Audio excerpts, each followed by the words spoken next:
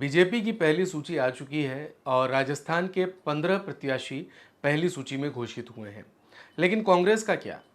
वो कौन से 15 प्रत्याशी होंगे जो इनके सामने उतरेंगे, या कांग्रेस पूरे 25 प्रत्याशियों की लिस्ट राजस्थान को लेकर के सामने आने वाली है?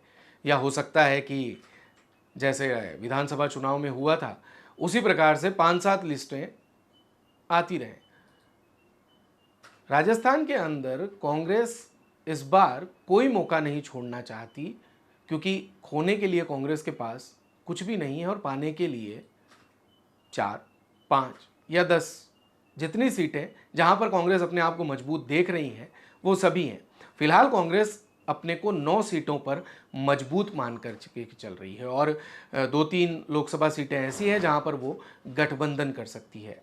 आज जैसा कि आपने थंबनेल में भी देखा और हेडिंग में भी देखा वीडियो की, इसी प्रकार से यहाँ पर ये जानने की कोशिश करेंगे कि किन सीटों पर कांग्रेस के प्रत्याशी कौन हो सकते हैं और पहली सूची के अंदर या दूसरी सूची के अंदर या राजस्थान की जो भी सूची आए कांग्रेस की, उसमें प्रत्याशी कौन होगा।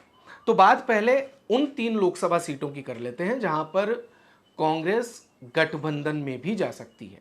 वो सीटें हैं बांसवाड़ा, नागौर और चुरू।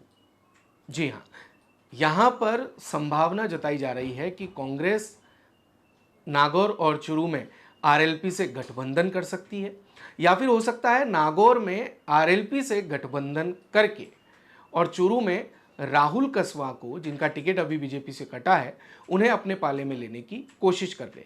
ठीक इसी प्रकार बांसवाड़ा डूंगरपुर में बड़ा झटका कांग्रेस को लगा है, क्योंकि कांग्रेस का एक प्रतिष्ठित चेहरा रहा करते थे महेंद्रजीत सिंह मालवीय, जो अब बीजेपी में शामिल हो चुके हैं और उन्हें बीजेपी ने प्रत्याशी भी बना दिया है। अब वो बीजेपी प्रत्याशी के तौर पर उतर गए हैं, तो अब कांग्रेस के पास वहां पर कैंडिडेट नहीं है, लेकिन कांग्रेस यहां विकल्प खोज सकती है भारतीय आदिवासी पार्टी यानी बीएपी को गठबंधन में साथ लेकर के। लेकिन हो सकता है कि यहां पर किसी प्रतिष्ठित चेहरे को कांग्रेस चुनाव लड़ा दे।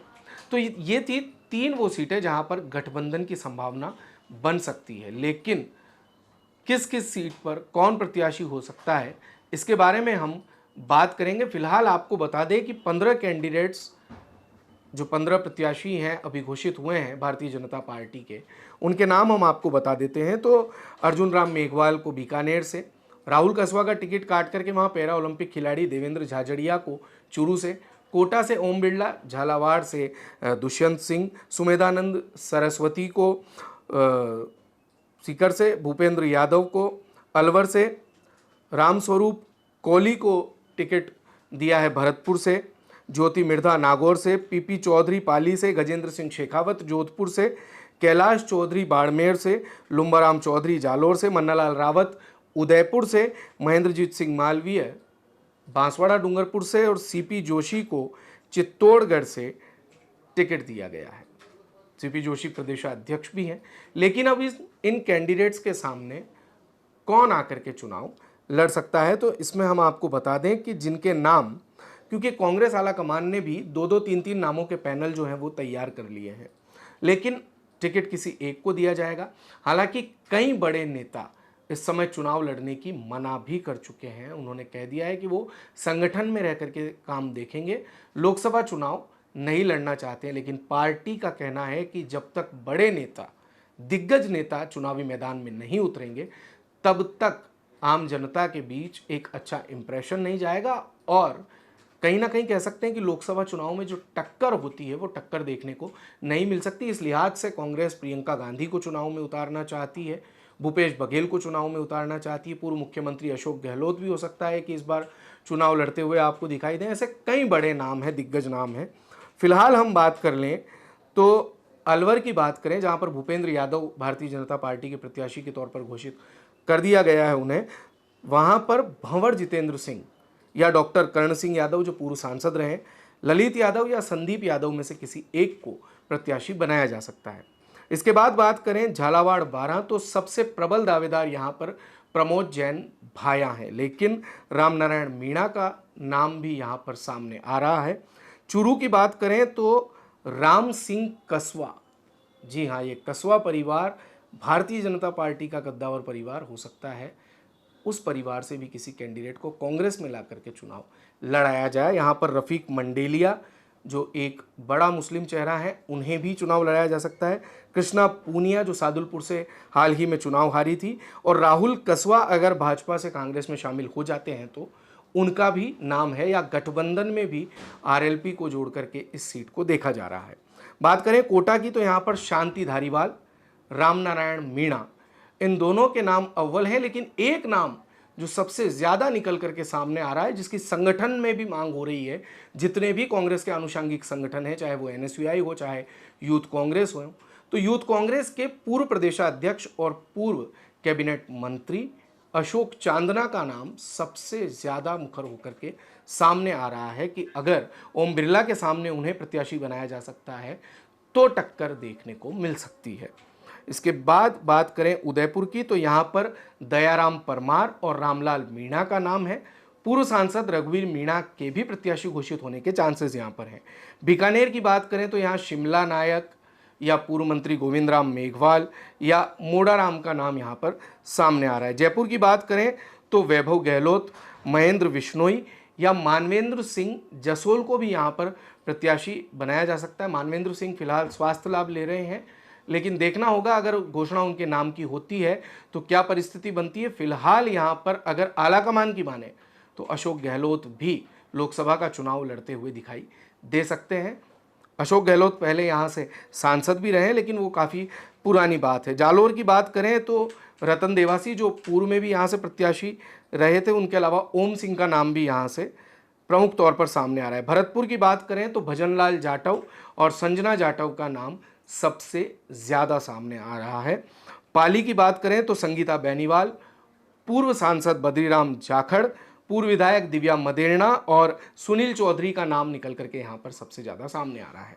बात सीकर की करें तो सीकर में सबसे पहला नाम जो निकल करके सामने आता है कांग्रेस प्रदेशाध्यक्ष गोविंद सिंह डोटासरा का, कि अगर इन्हें प्रत्याशी बनाया जाता है तो निश्चित तौर पर कांग्रेस की जो स्थिति है वो काफ़ी मजबूत रहने वाली है। लेकिन यहाँ पर पूर्व सांसद महादेव सिंह खंडेला, कैप्टन अरविंद सिंह और सीताराम लांबा जो यूथ बोर्ड के उपाध्यक्ष भी रहे हैं, उनका भी नाम निकल करके सामने आ रहा है। चित्तौड़गढ़ में फिलहाल कोई नाम तय नहीं है, लेकिन यहाँ किसी राजपूत नेता को कांग्रेस उतार सकती है। लेकिन चित्तौड़गढ़ के लिहाज से हम आपको एक चीज़ बता दें, चित्तौड़गढ़ में हो सकता है कि बीजेपी से रुष्ट होकर के जो अभी निर्दलीय चुनाव लड़े थे चंद्रभान सिंह आकिया, जिन्होंने जीत भी दर्ज की है, और सीपी जोशी के साथ उनकी राजनीतिक अदावत के किस्से पूरे प्रदेश भर में सुने जाते हैं।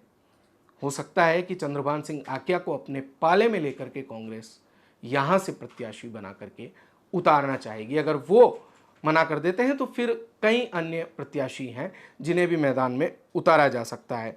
बात करें बांसवाड़ा की तो फिलहाल यहाँ पर भी कोई नाम तय नहीं है।